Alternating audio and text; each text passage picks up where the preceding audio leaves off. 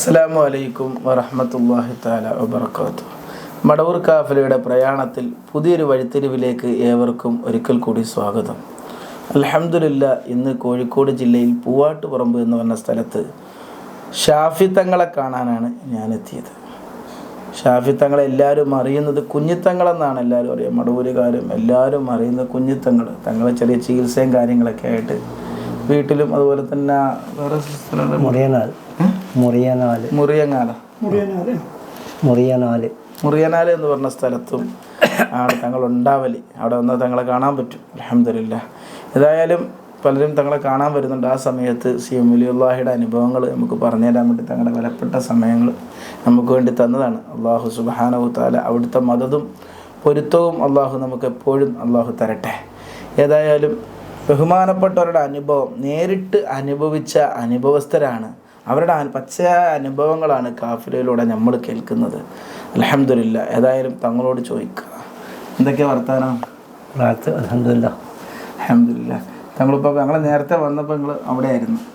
എന്താ സ്ഥലപ്പേര്? മുറിയനാല്. ഏതായാലും നിങ്ങളെ കാണാൻ ഭാഗ്യം തോന്നുന്നു. അൽഹംദുലില്ലാ. നിങ്ങൾ അവസരം ഉണ്ടാക്കി തന്നെ നമ്മുടെ മടവൂരത്തെ പുതിയാപ്പിളയാണ്. അള്ളാഹു അവർക്കും വലിയ ബർക്കത്ത് ചെയ്യട്ടെ. എന്തായാലും നിങ്ങൾ ബഹുമാനപ്പെട്ടവരിലേക്ക് എത്തിയത്, ബഹുമാനപ്പെട്ടവരെ തങ്ങൾ ആദ്യമായിട്ട് ബഹുമാനപ്പെട്ടവരെ കാണുന്നത് എവിടെ വെച്ചാണ്? കുന്നമംഗലം മങ്ങാടി വെച്ചിട്ട്. അന്ന് ഷെയ്ഖുനയുടെ രൂപം ഒരു ഷർട്ടും ഒരു തുണിയും ഒരു തൊപ്പിയും ഉണ്ടെന്ന് എൻ്റെ ഓർമ്മ. അങ്ങനെ സുജൂദ് ചെയ്യുന്ന ടൈമാണ്. ആ സമയത്ത് ആണ് കാണുന്നത്. അവിടുന്ന് പിന്നെ നേരെ പടിഞ്ഞാറ്റ് നീങ്ങിയ ആള് കണ്ട് അവിടുന്ന് തിരിച്ചു പോന്നു. ചെറിയ കുട്ടിയാണ് ഞാൻ ആ സമയത്ത്. അങ്ങനെ പോയിട്ട് ഏകദേശം ഒരു മാസം കഴിഞ്ഞാൽ ഇവിടെ നമ്മളെ നാട്ടിലെത്തി. അതെ.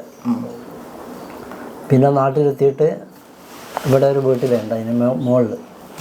ആ വീട്ടിൽ കഴിഞ്ഞ് പിന്നെ താഴെ വീട്ടിലേക്ക് ഇറങ്ങി അവിടെ കൂടി ഒരു ദിവസം.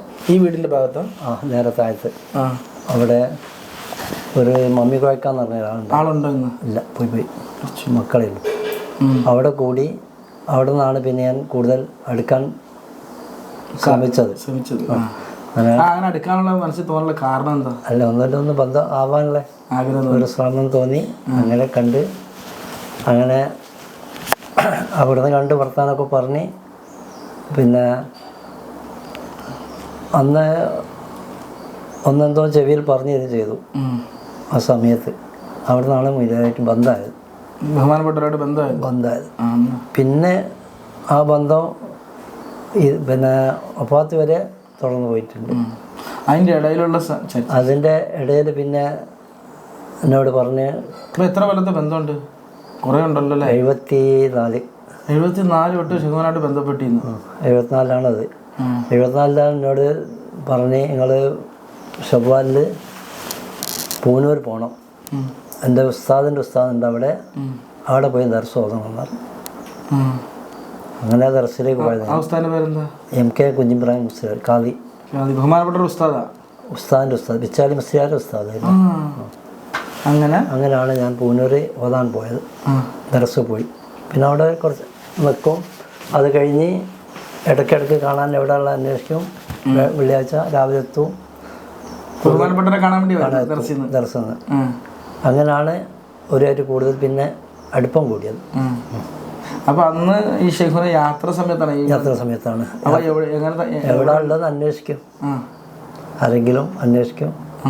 അതിൻ്റെ എവിടെ ഉള്ള സ്ഥലം കിട്ടിയാൽ അവിടേക്ക് പോകും. അപ്പോൾ അവിടെ ചെല്ലുമ്പോൾ എന്താ പറയുക?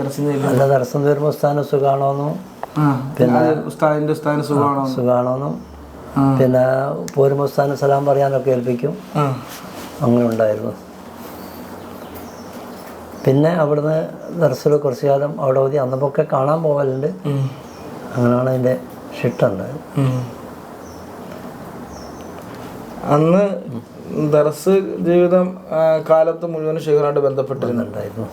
പിന്നെ ഷെയ്ഖുനായിട്ടുണ്ടായ അനുഭവങ്ങൾ എന്തൊക്കെയാണ് അവരിൽ നിന്ന് അനുഭവിച്ചത്? കുഴപ്പമില്ല, ഖിറാഅത്ത് എല്ലാം പറഞ്ഞു തരണം. നമ്മള് എന്ത് സംശയം ഉണ്ടെങ്കിലും തീർക്കലുണ്ടായിരുന്നു. ആ സംശയങ്ങളൊക്കെ പറഞ്ഞു അതങ്ങനെ. കാരണം ഇനി വരുന്നൊരു തലമുറക്ക് ഇത് ഉപകരിക്കണം. നിങ്ങളുടെ അടുത്ത് ഒരുപാട് അനുഭവം ഉണ്ടെന്നറിയാം. ഇത്രയും കാലത്ത് ബന്ധമുണ്ടല്ലോ. ഏകദേശം 75 പറഞ്ഞ 74 മുതൽ 92 അല്ലേ ഷെയ്ഖുന വഫാത്തായത്? അതെ എൻ്റെ ഓർമ്മ ശരിയാണെങ്കിൽ. അപ്പോൾ ആ സമയം വരെ ബന്ധപ്പെട്ടപ്പം എത്രയോ അനുഭവങ്ങൾ ഇങ്ങോട്ടുണ്ട്. അപ്പം എന്തായാലും ഇനി വരുന്നൊരു തലമുറക്ക് ഇത് ഉപകരിക്കണം. ആ നീയത്തിൽ തങ്ങൾ പറഞ്ഞു തന്നാൽ മതി. അല്ല അങ്ങനെയല്ല, അത് അവിടുന്ന് പിന്നെ ദർസവും അങ്ങനെ ജീവിതമായി പോകുന്നു. പിന്നെ ദർസം ഒഴിവായി മദ്രസ നിൽക്കാൻ പറഞ്ഞ്. ഈ ദർശനം ഒഴിവാങ്ങാൻ നേരത്തെ ഷെയ്ഖുനടുത്ത് ചോദിച്ചിരുന്നു? ചോദിച്ച് സമ്മതാക്കിയ മദ്രസ നിന്നത്. എന്താ ഷെയ്ഖുനടുത്ത് പോയിട്ട് ചോദിച്ചു? അന്ന് എവിടെ വെച്ചാൽ കാണുന്നത്? അന്ന് ചിലവില്ലല്ലോ, കാരണം ജീവിക്കാൻ അന്നത്തെ കാലം അങ്ങനെ ഒരു ജീവിതത്തിലുള്ള ടൈമാണ്. ആ സമയത്താണ് പിന്നെ രാവിലെ നിങ്ങൾ മദർസയിൽ നിന്നോളൂ, ഉസ്താദ്മാർ മദർസയിൽ പോകുന്നതും കൊണ്ട് ആ ടൈം ഫ്രീ ഇക്കാമല്ലോ, അന്നപ്പോൾ നിങ്ങൾ മദർസയിൽ നിൽക്കുമെന്ന് പറഞ്ഞു.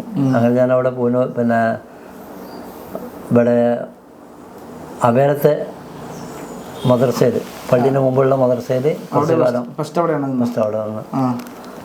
അവിടെ വന്ന് മദർസയെ പഠിപ്പിക്കലായി. പിന്നെ അങ്ങനെ കിതാബ് പള്ളിയിൽ ഓദ്യം ചെയ്യും, ബാക്കിയുള്ള സമയത്ത് രാവിലെ മദർസയും പിന്നെ ഉച്ചശേഷം കിതാബ് ഓതലും ദർസിൻ്റെ ചെലവായിട്ട് ഇങ്ങനെ പോന്നു.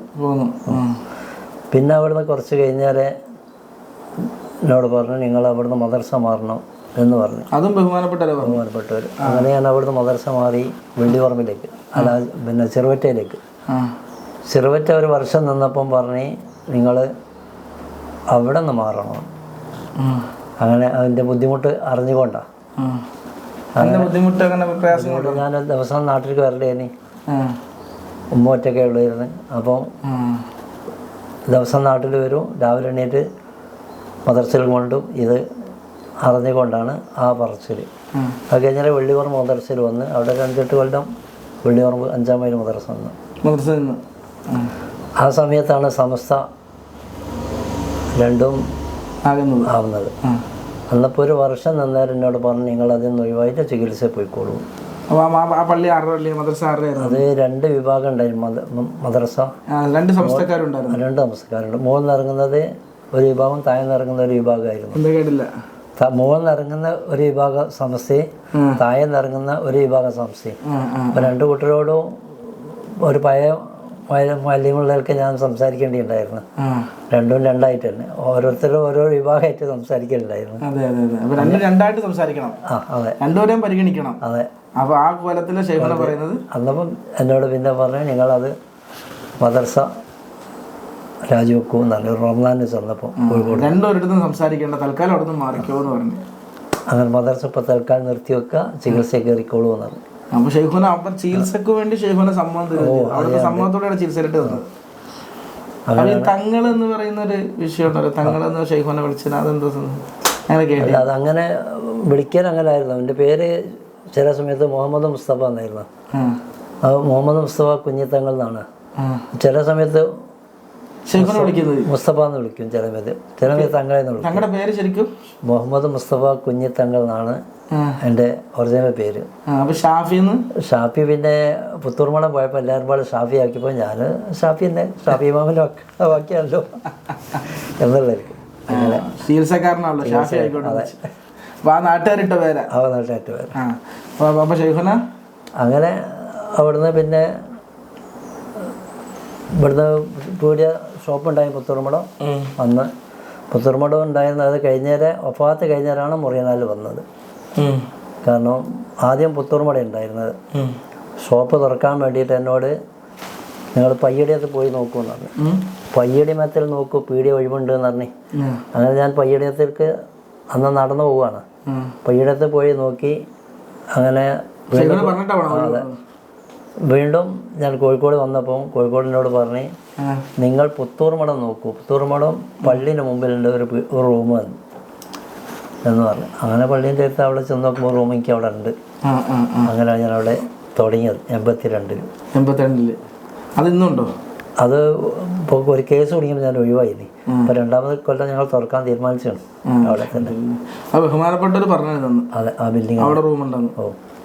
അത് ചെറിയ ബിൽഡിങ്ങിലായിരുന്നു ഉണ്ടായിരുന്നത്. അങ്ങനെയാണ് പിന്നെ ഇങ്ങോട്ട് വന്നത്.